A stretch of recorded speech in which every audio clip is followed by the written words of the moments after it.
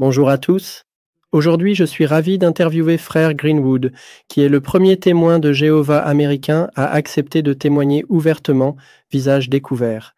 J'espère que cela inspirera de nombreux autres frères et sœurs qui ont souffert des préjudices causés par les vaccinations de masse forcée. N'hésitez pas à me contacter par email si vous le souhaitez. Frère Greenwood, bonjour. Bonjour frère. Mess, comment vas-tu? Plutôt bon après-midi pour toi. Bien, merci. Alors, John, tu vis au Texas. Tu as été baptisé en 1974. C'est exact. Donc, dis-moi, tu as vécu la crise de 75? Oui, en effet. Tu as vécu de nombreux et divers événements en tant que témoin de Jéhovah, mais tu as toujours été profondément et fermement convaincu que c'était la vérité, n'est-ce pas? C'est exact. C'est exact. Même à l'époque où je me suis fait baptiser, tu sais, ce n'était pas la principale raison pour laquelle je me suis fait baptiser, mais c'était très clair pour moi, tu sais, c'était évident pour celui qui me faisait l'étude qu'Armageddon allait arriver en 1975. Je veux dire, tout le monde disait ça à l'époque. Et comment as-tu réagi quand Armageddon n'est pas arrivé en 1975? Eh bien, évidemment, j'étais, tu sais, déçu, mais avec le recul, cela n'a pas ébranlé ma foi. Cela ne l'a pas affecté de cette manière. Mais je me suis dit, eh bien, on verra bien ce qui se passera. Tu sais, on ne sert pas Dieu en ayant une date en tête. Oui. Mais j'ai effectivement vu les répercussions parce que je connaissais des personnes qui plaçaient beaucoup d'attentes là-dedans et qui ont pris de mauvaises décisions financières à cause de cela. Oui. Alors, peux-tu nous dire ce qui s'est passé en 2021 et comment tu as vécu les différentes mises à jour du Collège central? Eh bien, comme tout le monde au tout début de la pandémie, j'avais peur. Je veux dire, c'était très inquiétant. Et je me souviens qu'en 2020, il y avait une interview diffusée avec une sœur amérindienne qui parlait de l'impact que cela avait eu. Et je crois qu'il s'agissait d'environ 35 membres de sa famille qui étaient tous décédés du Covid. Oui. Et ça m'a fait peur, vraiment. Et tous mes amis en parlaient aussi. Donc, évidemment, à l'époque, j'étais reconnaissant envers le Collège central, tu sais, de nous avoir fait comprendre à quel point c'était sérieux. Bien sûr, on voyait la même chose dans les médias. Et j'étais très reconnaissant au fil du temps. Dans l'annonce d'avril à toutes les assemblées, le 21 avril, ils avaient en gros conclu que chacun devait respecter la décision personnelle des autres et, tu sais, ne pas essayer de les convaincre d'adopter ton propre choix. Donc, j'étais content de voir cela. Cependant, au fil du temps qui s'écoulait, et plus particulièrement durant l'été de l'année 2021, les points d'actualité du Collège central insistaient de plus en plus fortement sur l'importance cruciale de se faire vacciner, une mesure essentielle pour la santé publique. J'étais très perplexe. Si c'était une décision personnelle et que nous devions tous respecter le choix de chacun concernant la vaccination, pourquoi avions-nous besoin de savoir quel pourcentage des béthélites se faisaient vacciner? Je trouvais cela un peu étrange. Et en même temps, je faisais attention à ce qui se disait dans les médias. J'en suis venu à comprendre que certains des traitements alternatifs, comme l'ivermectine ou l'hydroxychloroquine, il y avait un camp qui affirmait leur efficacité et l'autre camp qui disait non, ça ne vaut rien. L'un Est très peu coûteux, l'autre est très cher. Alors j'ai commencé à me méfier, mais je n'arrivais tout simplement pas à comprendre. Si la politique de l'organisation, depuis des décennies, était de ne faire aucune recommandation médicale, pourquoi insistait-il autant sur l'importance de se faire vacciner? et aux États-Unis qui parlent en fait soit de l'ivermectine, par exemple, soit de l'hydroxychloroquine ou encore Eh bien, en fait, sans entrer dans la politique de tout cela, il est de notoriété publique qu'à un moment donné, je crois que c'était en mai ou avril 2021, le président Trump avait fait des commentaires sur l'efficacité de l'hydroxychloroquine après en avoir entendu parler. Et puis tout à coup, on disait que l'hydroxychloroquine et l'ivermectine ne valaient rien, que c'était du poison et que ça tuait des gens, bla bla bla bla. Et encore une fois, je savais que c'était très peu coûteux d'utiliser cela pour traiter le Covid. Et en même temps, le CDC et Fauci faisaient la promotion du Remdesivir, qui était très cher, environ 3 500 $ ou plus par semaine de traitement. Et donc, une autre chose aussi qui était très préoccupante, c'est que durant ce même été 2021, au moment même où le Collège central commençait vraiment à promouvoir le vaccin, l'administration de Joe Biden faisait cette proposition d'imposer une obligation à toutes les entreprises. Nous allons en parler plus en détail juste après, mais quelle a été ta première réaction lorsque tu as écouté les différents points d'actualité qui ont été diffusés au cours de cette période s'étendant de juillet 2021 jusqu'à janvier 2022? Honnêtement, c'était très décourageant. J'étais très confus. Je ne comprenais pas pourquoi ils insistaient autant sur le fait de se faire vacciner et de suivre les différentes directives du CDC, parce que c'est devenu évident. L'une des choses qui était évidente, c'est que l'organisation, le Collège central, suivait à la lettre les recommandations du CDC.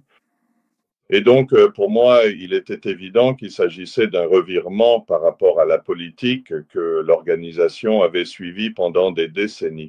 Il ne faisait aucune recommandation médicale. Des commentaires du Collège central sur la façon dont certains se moquent de l'utilisation du masque, comme s'il y avait quelque chose de mal à penser cela. D'après ma propre expérience, je savais qu'il n'allait pas être efficace contre les particules en aérosol. Ainsi, à chaque point d'actualité du Collège central, l'accent était de plus en plus mis sur la vaccination. Même s'il disait parfois que c'était un choix personnel, qu'il fournissait ces informations pour que chacun puisse faire son propre choix, il semblait bien qu'ils étaient de plus en plus enclins à se faire vacciner et donc As-tu un exemple concret d'un point d'actualité qui t'a choqué profondément? le point d'actualité le plus choquant, outre celui de décembre d'Anthony Morris, était celui de novembre de David Splane, car je l'avais toujours considéré comme mon favori. J'avais l'impression qu'il était le meilleur enseignant. David Splane? David Splane. J'avais une très haute opinion de lui, vraiment, mais c'était choquant. Certaines des choses qu'il a dites sont référencées dans ce point d'actualité. Il a fait référence à certaines des choses que mon frère a dites précédemment sur le fait qu'il ne peut pas imaginer pourquoi certaines personnes se moquent de l'utilisation d'un masque. Il a fait référence au fait que dans certains pays, les gens se rebellent contre le vaccin et sont tous confus, ne savent pas quoi faire. Et sans qu'il le dise, je savais qu'il faisait probablement référence à la Suède parce que la Suède n'a pas vraiment confiné ni imposé le port du masque et tout ça.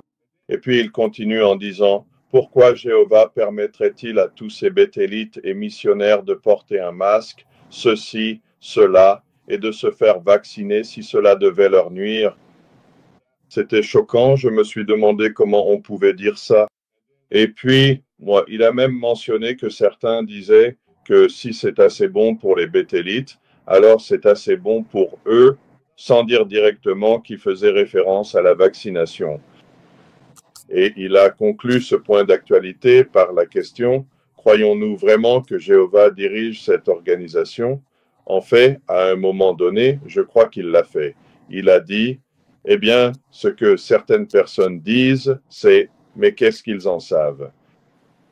Et il lève les yeux, pointe vers le plafond et dit, la question est, qu'est-ce que Jéhovah sait?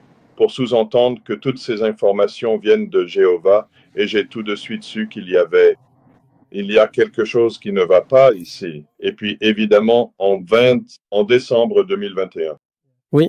quand Anthony Morris est intervenu, Peux-tu expliquer plus précisément ce qui est réellement dangereux dans son raisonnement pour toi? Répète ça, s'il te plaît. Excuse-moi. Qu'est-ce qui est réellement dangereux dans le raisonnement de David Splane selon toi, personnellement? Eh bien, pour commencer, l'affirmation du genre, pourquoi Jéhovah permettrait-il à tous ces gens de se faire vacciner si cela devait leur nuire? Eh bien, j'ai tout de suite compris que cela va vraiment à l'encontre du principe biblique du libre arbitre. Jéhovah ne nous empêche pas de prendre de mauvaises décisions. C'est vrai. Oui. Et les conséquences que nous pouvons rencontrer ou subir à la suite de nos mauvaises décisions. Et honnêtement, j'ai tout de suite repensé à ce qu'il avait dit. J'ai pensé à ce qui s'est passé dans le jardin d'Éden. Oui, Jéhovah n'a pas arrêté Ève, Jéhovah n'a pas arrêté Adam, il n'a pas arrêté le méchant non plus. C'est vrai. oui, Et cela a coûté très cher à Jéhovah, car son fils a finalement dû venir sur la terre et faire le sacrifice pour compenser ce qu'Adam avait perdu. Donc, et j'ai pensé à tous ces autres récits bibliques, le roi David, ses mauvaises décisions, Jéhovah ne les a pas épargnés de ses mauvaises décisions. Il ne les a pas empêchés de prendre ces mauvaises décisions. Alors, pourquoi frère Splan penserait-il que Jéhovah interviendrait dans ce cas? Et aussi, il a fait un commentaire disant que, eh bien, si nous ne suivons pas toutes ces directives et ne nous faisons pas vacciner, d'où viendra la nourriture spirituelle? En même temps, je me souviens que Jésus a dit qu'il pouvait faire prêcher la bonne nouvelle par les pierres si c'était nécessaire. Donc, c'était accorder beaucoup trop d'importance aux activités des témoins de Jéhovah là-haut, au Bethel, et à la façon dont cela. C'est pour cela qu'ils mettent en place toutes ces directives et tout ça. Donc, cela ne semblait tout simplement pas correct. et à propos du point d'actualité d'Anthony Morris?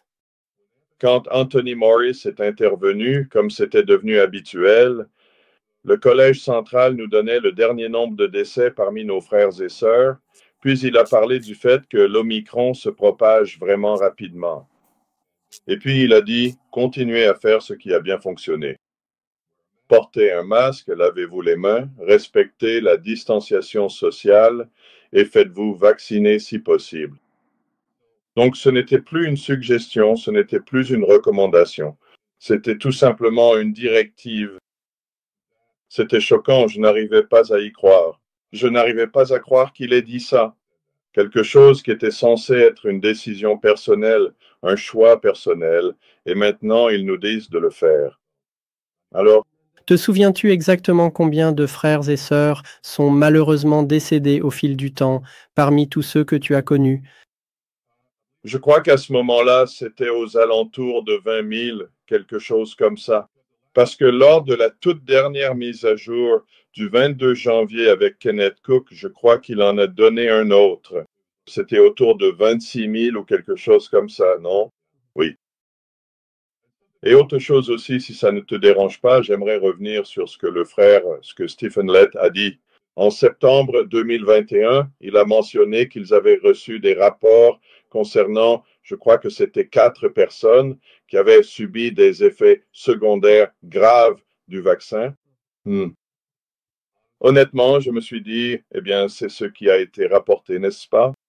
Parce qu'au fil du temps, j'ai commencé à entendre parler d'amis de l'assemblée où j'étais qui avaient des effets secondaires graves, mais personne ne voulait les attribuer au vaccin.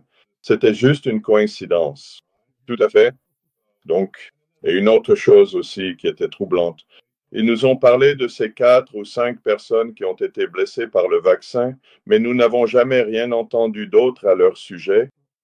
Tu sais ce qui lui est arrivé et le responsable de mon groupe, son fils, était au siège mondial depuis de nombreuses années et ce responsable, après le déploiement du vaccin dans la cinquantaine, est mort d'une crise cardiaque dans son sommeil.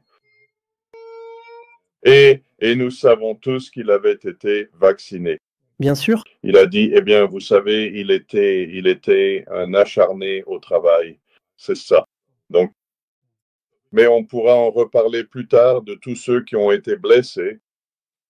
Donc, en tant que témoin de Jéhovah profondément convaincu, ressentais-tu véritablement que les frères du collège central péchaient contre Jéhovah? absolument. Parce qu'une des choses qui me dérangeait, c'est qu'ils insistaient à plusieurs reprises sur Romains 13, l'obéissance aux autorités supérieures. Mais comme nous le savons, Romains 14, le chapitre suivant, parle beaucoup de la conscience, de la nécessité de suivre notre conscience. Jamais, pas une seule fois, le Collège central n'a fait référence à ce passage. Donc, même s'ils inséraient dans leur mise à jour du Collège central des mentions du type choix personnel, décision personnelle, tu sais, de ce frère et cette sœur, après avoir regardé les vidéos ou les points d'actualité du Collège central et réfléchi aux principes bibliques, faisaient le choix personnel de se faire vacciner. Tu vois, c'était une chose, mais moi, je le vois un peu autrement. Si tu prends ta voiture et que peut-être tu allais trop vite ou que tu as grillé un feu rouge, tu ne l'as pas fait exprès et tu as eu un accident, quelqu'un a été blessé, tu n'as pas intentionnellement provoqué cet accident, mais tu restes quand même négligent. Et donc, le fait que le Collège central ait mis autant d'accent sur l'importance supposée de se faire vacciner, et comme nous le savons, tant de nos amis ont été blessés, voire sont décédés. Ils sont responsables, donc ils ont péché contre la famille internationale. Il n'y a tout simplement aucun doute là-dessus. Ils ont du sang? Du sang sur les mains. Oui, bien sûr. As-tu déjà vu certains de tes frères et sœurs, tu sais, changer complètement d'avis à propos de la vaccination à la suite de tous les différents points d'actualité du Collège central? Oui, absolument. En fait, j'avais mentionné que nous étions 6 dans ma congrégation. Je pense qu'il y avait environ 130 proclamateurs à l'époque, quelque chose comme ça. En fait, c'était le cas. En réalité, il y en avait 8. Et je pense que le Collège central a fait pression sur ceux qui résistaient, y compris l'un d'eux qui était un ancien avec sa famille. Et cet ancien en particulier était le coordinateur et il m'envoyait régulièrement des messages pour me dire quel membre de la congrégation avait reçu l'injection et souffrait d'effets secondaires. Mais la mise à jour du Collège central de David's Plain en novembre a été l'élément décisif, car ceux qui résistaient savaient que le vaccin était nocif et dangereux. Après ces mises à jour, cette dernière mise à jour, ils se sont fait vacciner. Et il y avait une autre famille, une sœur, sa fille et leur petit-fils. Je ne sais pas pour le petit-fils, mais ils ont finalement été vaccinés. Et je lui ai répondu spécifiquement il y a plusieurs étés. Quoi? Qu'est-ce qu'elle?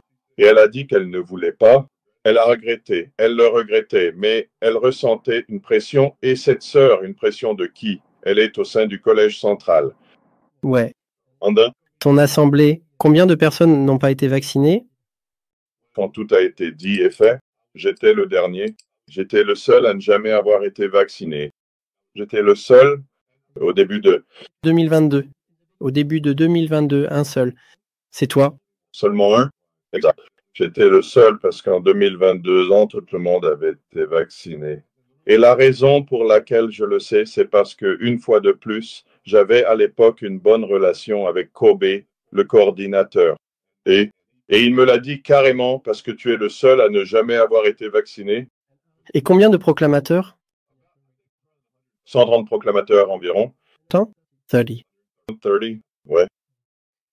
Et pourquoi, selon toi, le Collège central a-t-il exercé une telle pression sur une telle question? Questionnement. Et pourquoi cela vous a-t-il surpris? Eh bien, de mon point de vue, je ne m'en doutais pas, surtout à l'été 2021, comme je l'ai mentionné plus tôt à propos du Collège central. Je veux dire, l'administration de Joe Biden proposait cette amende coûteuse pour chaque employé dans les entreprises comptant 100 employés ou plus. Il serait sanctionné de 7 500 $ pour chaque infraction, 7 500 $ pour chaque employé qui n'était pas vacciné.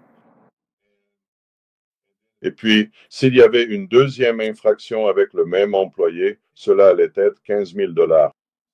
Donc, pour moi, et en même temps, tu vois, c'était à l'été 2021, et en même temps, ce même été, c'est là que le Collège central a vraiment commencé à insister sur l'importance. Et Don, souviens-toi encore une fois, dans la mise à jour de Stephen Lett, il mentionne que dans certains pays, c'est devenu, ou même Samuel Herd l'avait mentionné, dans certains pays, ils en ont fait une loi selon laquelle il fallait être entièrement vacciné ou c'était fortement recommandé. Eh bien, j'ai fait des recherches là-dessus, j'ai cherché, et le seul pays que j'ai pu trouver où il y avait réellement une loi obligeant tous les citoyens à être vaccinés, c'était l'Indonésie. Et puis, il y avait une micro-île que personne ne pourrait trouver sur la carte. C'est ça. Et donc, mais ils ont donné l'impression que tant de pays rendaient cela obligatoire. Donc, nous devions obéir aux autorités supérieures selon Romains 13. Et je me dis, eh bien, tu sais, est-ce qu'on prend vraiment cela dans son contexte? Pourquoi Paul a-t-il écrit cela aux chrétiens de Rome? À cause de l'attitude de certains juifs qui voulaient se rebeller contre le gouvernement de l'époque, le gouvernement romain.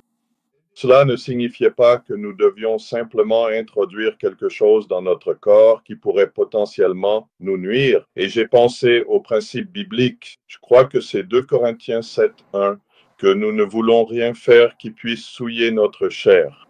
Et pourtant, il y avait ce vaccin expérimental qui a été lancé à la hâte en à peine 8 mois.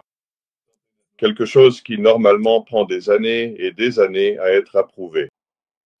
Donc je pense vraiment que la raison pour laquelle le Collège central le promouvait et poussait la famille internationale à se faire vacciner était d'ordre financier. Je veux dire, je ne doute pas que beaucoup aient eu peur, comme tant d'entre nous au tout début, mais il m'est devenu très évident que cela était motivé par des raisons financières. Et aussi, quel est le statut d'exonération fiscale du 401C? Je crois que, selon le Code américain, si l'on veut conserver ce statut d'exonération fiscale, il faut se conformer au gouvernement. Aller dans le sens du gouvernement. Oui. Voilà. Donc, il y avait plusieurs raisons. Je pense que s'ils l'ont soutenu, c'était principalement pour des raisons purement financières, à mon humble avis personnel. Et qu'est-ce qui s'est précisément passé en janvier 2022 à propos de cela? Comme nous nous en souvenons tous, c'était le dernier point d'actualité du Collège central que nous avions concernant la vaccination. Mais en même temps, en janvier, la Cour suprême des États-Unis avait rejeté ou refusé cette obligation selon laquelle toutes les entreprises de 100 employés ou plus devaient se faire vacciner. Ils ont dit non, nous n'allons pas faire cela maintenant. Ils ne l'ont pas maintenu pour l'armée, ils l'ont maintenu pour les employés du gouvernement fédéral.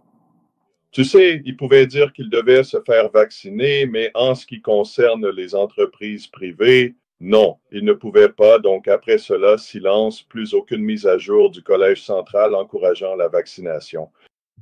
Oui. Et qu'est-ce qu'a dit à l'époque le maire de New York? Tu m'as envoyé une vidéo? C'était très intéressant. De Blasio, Bill de Blasio, lors d'une de ses conférences de presse, a dit « Tu sais, je dois changer d'avis sur les témoins de Jéhovah.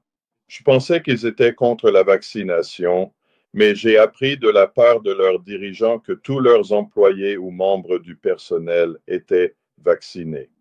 Donc, ils donnent le bon exemple en se faisant vacciner. Ils sont vraiment en faveur de la vaccination. Tu sais, c'était l'essentiel. Donc, je me suis demandé, d'accord, comment a-t-il découvert cela? Comment a-t-il découvert cela? Et il était vraiment étonné par le pourcentage significatif de 90%, 90% chez les témoins de Jéhovah. Oui. Vaccinés. Oui, on lui a dit que 89% de leur personnel de bureau était vacciné. Donc, il donne le bon exemple à la communauté en se faisant vacciner. Oui. Alors toi? Oui. Et qu'est-ce qui t'est arrivé exactement en 2022, donc après toutes ces obligations, alors?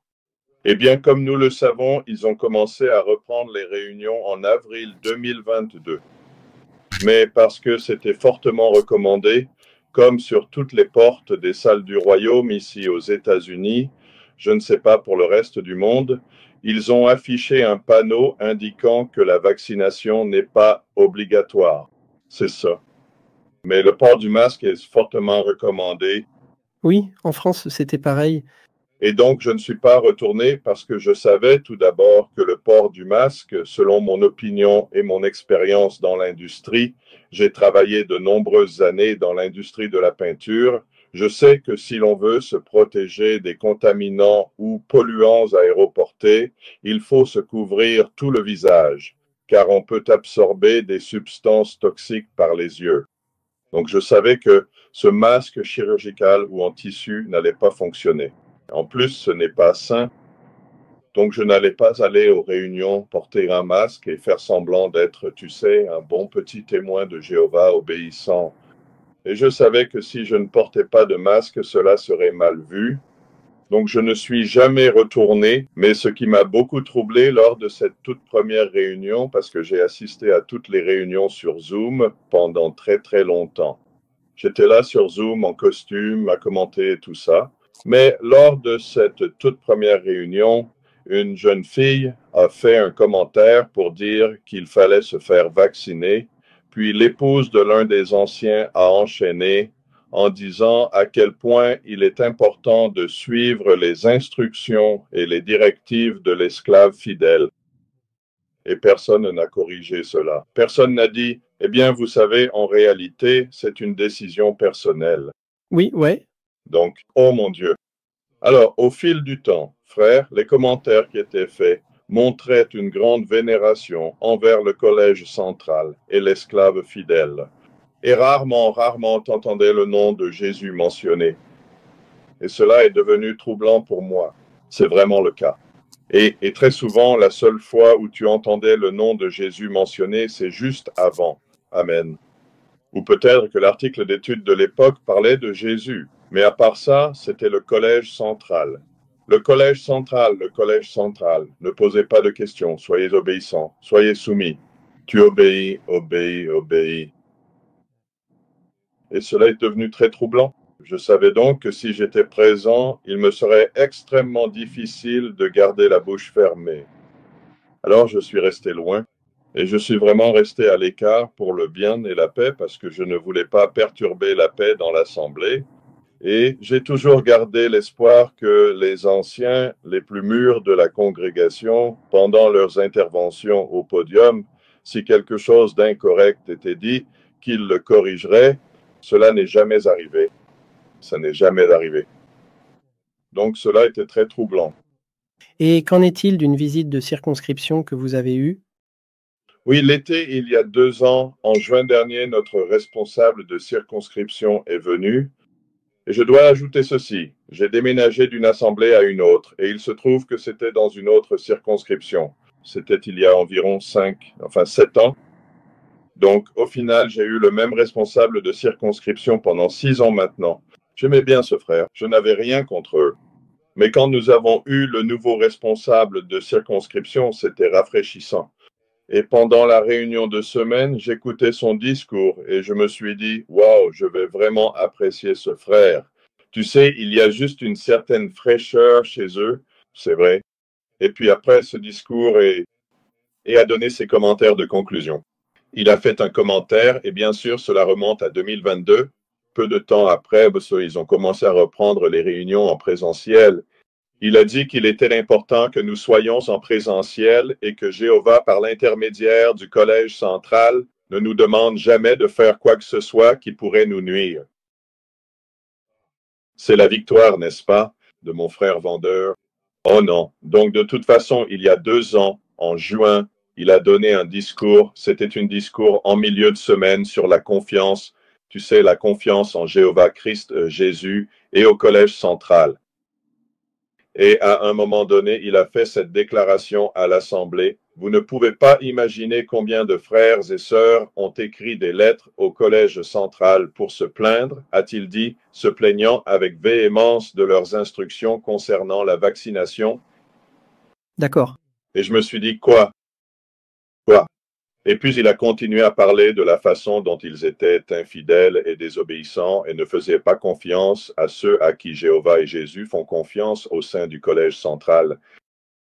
C'était très bouleversant parce que je savais très bien que beaucoup de ces lettres que nos frères et sœurs écrivaient au collège central, il s'agissait du collège central, ces instructions, ils étaient probablement confus. Comment savait-il que certains n'avaient pas simplement eu un proche qui avait eu un effet secondaire grave ou même perdu quelqu'un? Oui, Vous savez, pour moi, de mon point de vue, c'est une telle violation, ce que Jésus a dit en Matthieu chapitre 7, ne jugez pas vos frères. Et il était assis là, sur l'estrade, à juger nos frères et sœurs qui avaient simplement de sérieuses préoccupations. d'accord, merci. Et je comprends parfaitement. Tu m'as confié que lorsque tu étais encore un jeune enfant, tes parents t'avaient fait vacciner. Oui, Tu ne viens pas d'une famille qui n'a pas été vaccinée comme la mienne. Alors pourquoi n'as-tu pas voulu te faire vacciner en 2021 quand le vaccin a commencé à être distribué? eh bien, d'une part, comme je l'ai mentionné plus tôt, le vaccin a été précipité et aussi, quelques années auparavant, j'avais finalement accepté de prendre un vaccin contre la grippe, après qu'on m'ait assuré que je n'attraperais pas la grippe, et j'ai attrapé la grippe quelques jours plus tard. J'ai été malade pendant environ une semaine, et donc ça m'a rendu un peu méfiant. Et puis, comme je l'ai dit, ma famille ne l'était pas non plus. Nous n'étions pas contre la vaccination. Mes frères et sœurs n'étaient pas témoins. J'ai un frère qui est témoin. Ils se sont tous fait vacciner. Tu sais, ma mère s'est faite vacciner, donc je n'ai pas grandi dans une famille non vaccinée, mais c'est juste à cause de ma propre expérience personnelle avec le vaccin contre la grippe. Et puis, des années plus tôt, on m'avait prescrit un médicament pour traiter ma dépression circonstancielle. À l'époque, je traversais une séparation avec ma première femme. Bref, je suis allé voir un médecin qui était aussi un ancien de l'Assemblée et il m'a prescrit un médicament non éprouvé pour traiter ma dépression circonstancielle. Et par la suite, malheureusement, un mois plus tard, j'ai tenté de me suicider avec ce médicament. Et j'ai découvert des années plus tard, plusieurs années plus tard, grâce à un de mes clients qui était psychiatre, je lui ai posé des questions à ce sujet et il m'a dit que c'était absolument une étude biaisée. C'était une étude biaisée. Euh, et j'ai appris quelques années plus tard qu'il y avait en fait un recours collectif contre les fabricants de ce médicament, en particulier ceux qui l'avaient prescrit, parce qu'il y avait des personnes qui tentaient de se suicider en prenant ce médicament et certains ont été jusqu'au bout. J'ai donc eu une expérience personnelle réelle avec des produits pharmaceutiques qui n'avaient pas été prouvés, qui n'avaient pas vraiment été testés. Et tu sais, je ne suis pas contre tous les médicaments. Je comprends qu'il y a eu des avancées considérables dans le domaine médical. Mais tu sais, je pense que c'est quelque chose que nous devons chacun prendre personnellement. Quelle alternative nous voulons prendre ou quelle voie nous voulons prendre en matière de médicaments. Donc, De sorte que, j'étais très favorable au vaccin. Je veux dire, il était évident que les milliards de dollars que les sociétés pharmaceutiques allaient gagner, vous savez, c'est évident. Ouais, c'est ça. fou, c'était fou. Tu continues? Écoutez, tu n'as donc pas mis les pieds dans une salle du royaume depuis mars 2020? Non, la dernière réunion en présentiel à laquelle j'ai assisté était en mars 2020 et c'était en fait l'assemblée de circonscription. Et le week-end suivant, ils ont tout fermé. Et comme je l'ai dit plus tôt à propos du masque, tu sais, je n'allais pas porter le masque. Et même quand ils ont levé cette obligation, je crois que c'était en octobre 2022, mon coordinateur, le responsable de mon groupe, m'a dit, eh bien, tu peux venir à la salle du royaume maintenant. Mais c'était l'autre problème, tu sais, les choses qui étaient dites, et je savais juste que je ne pourrais pas garder la bouche fermée, tu vois. Et comme je l'ai dit, frère, j'ai continué à suivre les réunions sur Zoom et je gardais l'espoir que le Collège central reconnaîtrait qu'il... Ouais, ouais.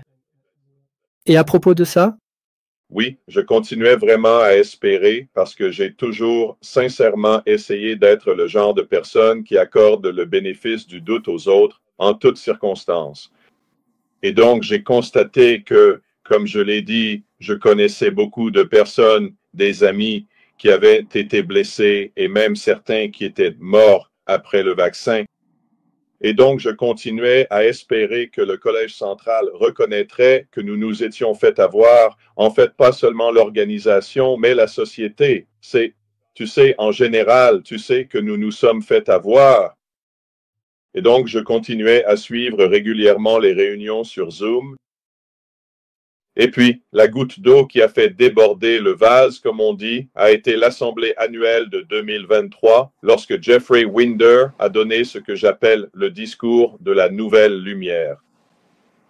Ensuite, il a poursuivi en disant qu'il n'avait pas à être embarrassé, ni à présenter d'excuses s'il ne trouvait pas exactement la bonne réponse. Et je me suis dit, et si vous vous trompez complètement, est-ce que cela s'applique aussi? Puis il a continué en disant qu'il reconnaissait simplement que c'est ainsi que fonctionne l'Esprit Saint. C'était tout. Tout l'espoir que j'avais qu'il corrigerait cela s'est envolé. En fait, comme nous le savons, c'est le premier samedi d'octobre chaque année et dès le lundi suivant, mon responsable de groupe m'a appelé parce qu'il a un contact là-bas au Bethel. Donc, il a pu diffuser l'assemblée annuelle et il voulait me donner quelques petits extraits de cette réunion, n'est-ce pas? Alors, je lui ai demandé, j'ai dit, frère, quand allons-nous admettre, nous l'organisation, que nous nous sommes fait avoir avec le vaccin?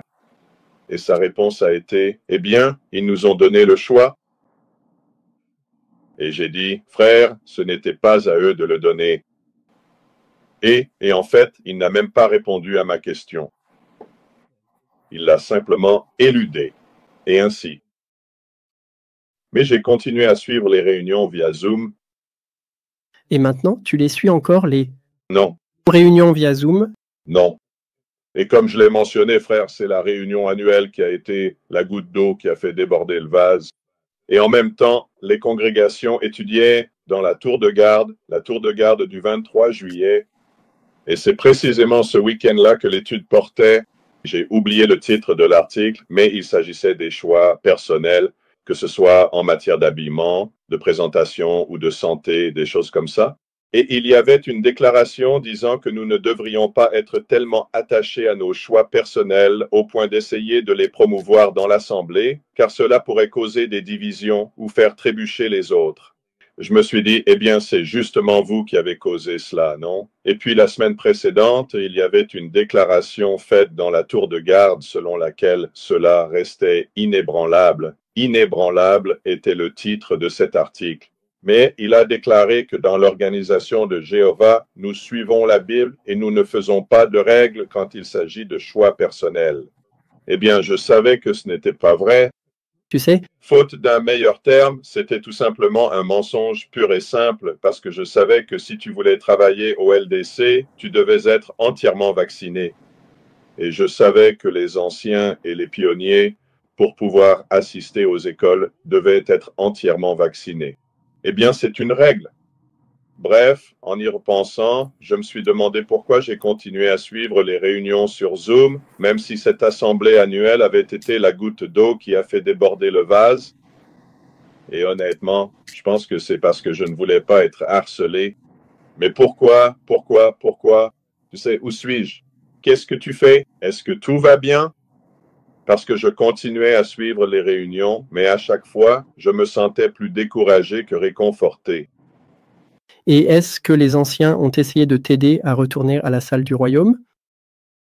De temps en temps, je recevais un message de mon responsable de groupe, tu sais, mais normalement, et quelques amis, parce que après la reprise des réunions en présentiel, ce n'était pas longtemps après que j'ai commencé à être mis à l'écart. Je veux dire, évidemment, il y a quelque chose qui ne va pas avec frère Greenwood, tu vois, blablabla, bla, bla, tu sais. Et donc, il s'est mis à l'écart, c'est ça. Mais les quelques messages que je recevais, c'était parce qu'il voulait quelque chose, emprunter du matériel, peu importe. Et mon responsable de groupe, c'était généralement, tu sais, quelque chose qu'il avait vu sur Internet ou en rapport avec la nouvelle lumière, ce genre de choses. Et tu sais, l'histoire de la barbe, lui, il m'a envoyé un message pour me demander si j'avais vu la mise à jour du Collège central sur les barbes. Et je dois dire que dans ce message en particulier, il m'a dit, oui, maintenant les barbes sont autorisées. Maintenant, les frères vont avoir des barbes et plus de vestes ni de cravates. Et il dit que les gens dans le service de prédication vont être confus.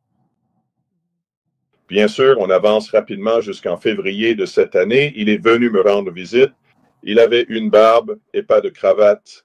Tu sais, ça, c'est encore une toute autre histoire. Donc oui, j'ai continué à suivre les réunions sur Zoom, mais après le point d'actualité sur la nouvelle compréhension au sujet de l'exclusion, j'ai arrêté de suivre les réunions sur Zoom après cela.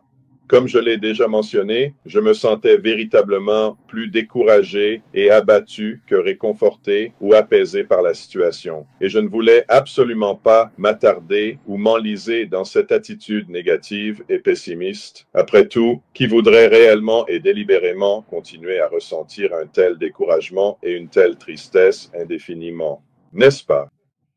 Oui, c'est ça exactement. Et est-ce que l'ancien est venu chez toi pour te rendre visite? Oui, c'est ça.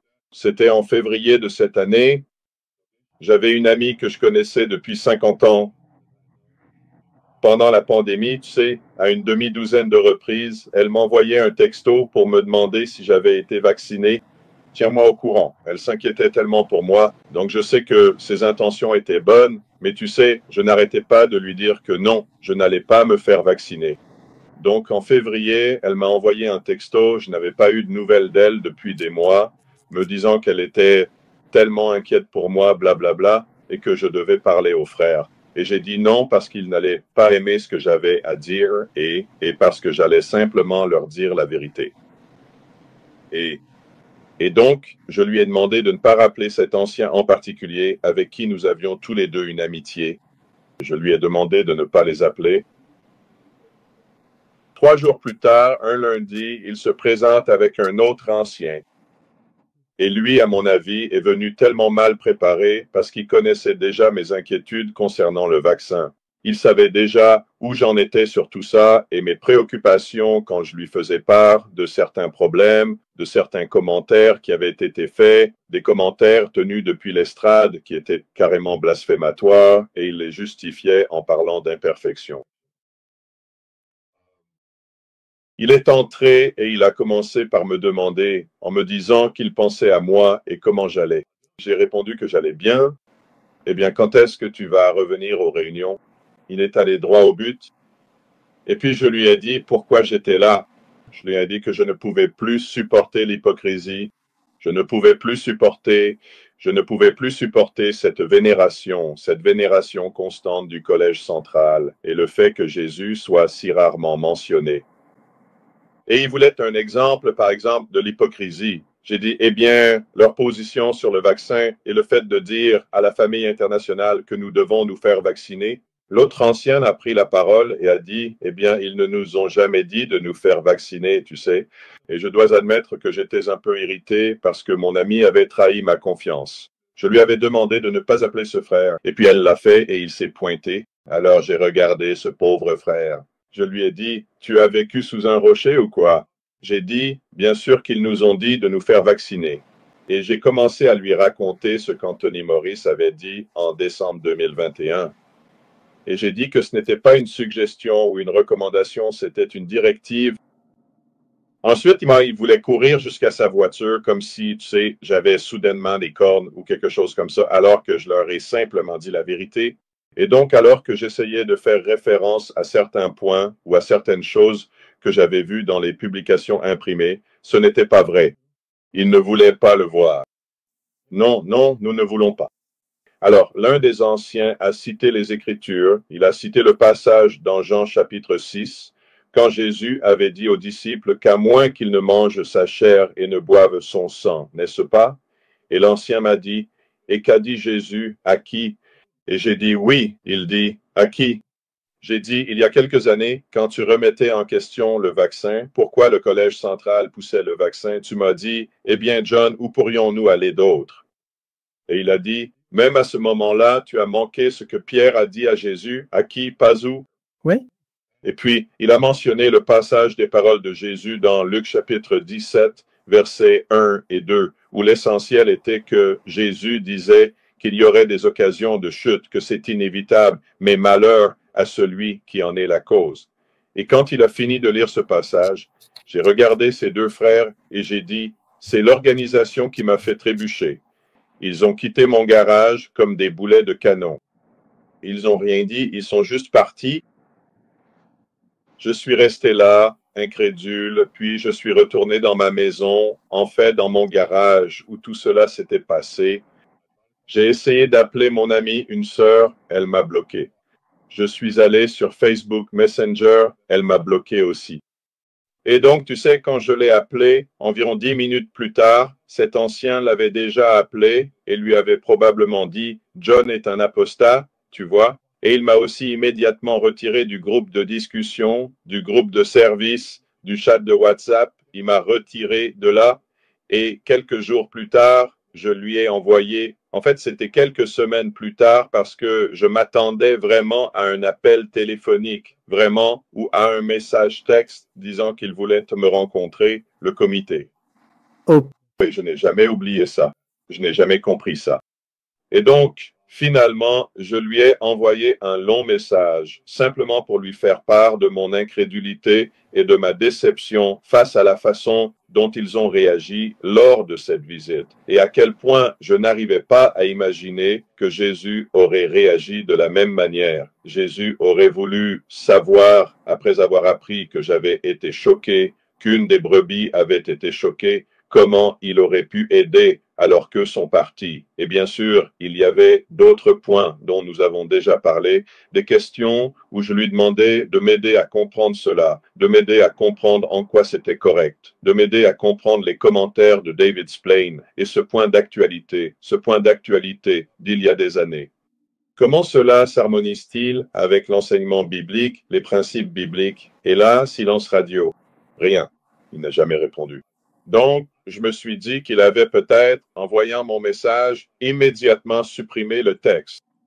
Mais j'ai découvert environ un mois plus tard que, de toute évidence, ce n'était pas le cas, car un autre ancien, que je connais depuis de très nombreuses années et avec qui j'avais une relation proche, m'a contacté par message pour me proposer de me rendre visite, lui et un autre ancien. Alors j'ai demandé, mais pourquoi faire, n'est-ce pas? Et parce que je leur ai demandé spécifiquement si cela avait un rapport avec cet autre incident qui s'était produit un mois plus tôt chez moi, il a dit, oh non, non. Il m'a dit, je suis convaincu que ce frère va te contacter et arranger les choses avec cet ancien. J'ai dit à cet ancien que je ne savais pas pourquoi l'autre ancien ne m'avait pas recontacté. Applique Matthieu 5, 23, 24. Il est resté silencieux, tu sais, mais moi, encore une fois, j'ai agi. J'ai décliné cette réunion parce que je savais qu'il serait impossible que ce sujet ne soit pas abordé, évidemment. Et parce qu'ils voudront savoir pourquoi je ne suis pas là, et je sais que je ne vais pas leur dire ce qu'ils veulent entendre. Je vais leur dire la vérité, mes préoccupations et tout ça. Donc non, personne d'autre ne m'a contacté depuis lors en ce qui concerne les anciens. Mais en même temps, aucune annonce officielle n'a été faite concernant le statut de cette situation, ce qui laisse planer le doute. alors tu es ce qu'on appelle un Promo? Absolument? Physiquement? Ouais, physiquement dehors, mentalement dehors. physiquement dehors, mentalement dehors, correct. As-tu pensé ou voulu écrire une lettre de retrait pour te dissocier? Oui, j'ai hésité à ce sujet. J'ai hésité à plusieurs reprises et j'ai finalement conclu qu'ils n'ont aucune autorité sur moi. Tu sais, alors à quoi bon? Et puis, si jamais j'écris cette lettre de retrait, ils vont certainement faire une annonce publique et le simple fait qu'ils mentionneraient uniquement mon nom en précisant que je ne suis absolument plus un témoin, ce n'est vraiment pas juste du tout et cela me semble profondément injuste. Et de mon point de vue, ce n'est pas que ce n'est pas juste pour moi, mais ce n'est pas juste pour mes amis dans l'Assemblée parce qu'ils ne connaîtront pas la vraie raison, n'est-ce pas? Et je pense que nous savons tous qu'il y en a dans l'Assemblée qui sont mentalement sortis, mais physiquement présents. Et ils restent là parce qu'ils ne veulent pas faire, tu sais, les sacrifices. Ils connaissent les conséquences. Ils se disent, hé, je ne peux plus continuer comme ça. Et comment ils seront mis à l'écart? Donc, je ne pense tout simplement pas que ce serait juste pour eux. Ceux qui ont peut-être des inquiétudes et des doutes et qui ne connaîtront pas vraiment la raison parce que, tu sais, je suis dans cette organisation depuis 50 ans. J'ai travaillé sur le LDC et j'ai eu beaucoup de connaissances. Tu sais, j'ai eu des amis en Floride avec qui j'ai travaillé partout, au Texas et tout ça. Donc, je ne suis pas le plus populaire, mais beaucoup de gens me connaissent et savent quel genre de gars je suis. Ils savent quel genre de frère je suis. Je pense donc que cela serait choquant pour la congrégation d'entendre cela et ils vont se demander, et vous savez, Ok, je comprends. ouais, Comprendre. Et quel conseil donnerais-tu aux témoins de Jéhovah qui, comme toi, ont subi des effets indésirables physiques ou psychologiques suite à la campagne de vaccination et qui souhaitent témoigner? je pense que, d'après ma propre expérience, j'ai eu du mal à m'exprimer pendant un bon moment. Au début, je n'arrêtais pas de demander à Dieu, qu'est-ce qui ne va pas chez moi? Tu sais, pendant la pandémie, le Collège central, qu'est-ce qui ne va pas chez moi? Est-ce que je suis en train d'être rebelle? Qu'est-ce que c'est? Qu'est-ce que je ne vois pas ici? Et évidemment, la réponse est toujours la même. Je n'étais pas le problème. Et donc, pour ceux qui aient été affectés, qu'ils aient reçu le vaccin ou jamais reçu de vaccin, ils ne sont pas le problème. Tu sais, leurs pensées, leurs préoccupations, leurs doutes sont légitimes. Et donc, si je vois les choses ainsi, la raison pour laquelle je te rencontre et que j'ai cet entretien avec toi, c'est que je ressens une obligation envers tous les témoins là-dedans, ainsi qu'envers les frères et sœurs qui ont été affectés par cela d'une manière ou d'une autre. Alors oui, n'ayez pas peur de parler. Et je pense que c'est le meilleur conseil que je puisse donner. N'ayez pas peur de parler. Ils ne sont pas le problème. Les inquiétudes qu'ils ont à ce sujet sont légitimes. Tu as raison. D'accord, merci. Merci beaucoup, frère Greenwood, d'avoir parlé ouvertement. Je suis sûr que de nombreux témoins de Jéhovah apprécieront ton témoignage et voudront faire de même. Personne ne peut nous empêcher de nous exprimer. Nous avons le devoir de dénoncer les péchés et les actions illégales qui violent les droits humains fondamentaux. Si, comme moi, certains anciens ou pionniers ont été victimes de discrimination à la suite de la lettre du 19 décembre 2022, et si vous êtes prêt à engager une action en justice dans l'État de New York contre le Collège central, contactez-moi. Si vous souhaitez vous exprimer, créez votre propre chaîne YouTube ou demandez-moi une interview. Laissez vos commentaires sous cette vidéo, abonnez-vous si ce n'est pas déjà fait, allez lire tous les témoignages écrits sur effetindésirablesjw.fr et surtout, n'oubliez pas qu'un événement majeur concernant les témoins de Jéhovah dans le monde entier arrive le 15 septembre. Nous avons des informations inédites, jamais vues auparavant, sur les témoins de Jéhovah. Faites circuler l'information afin que le plus grand nombre possible de personnes puissent regarder cet événement. John, je te souhaite une excellente soirée et je pense que nous nous reverrons bientôt. Merci. Oui, je le sais, nous nous reverrons. Merci à toi.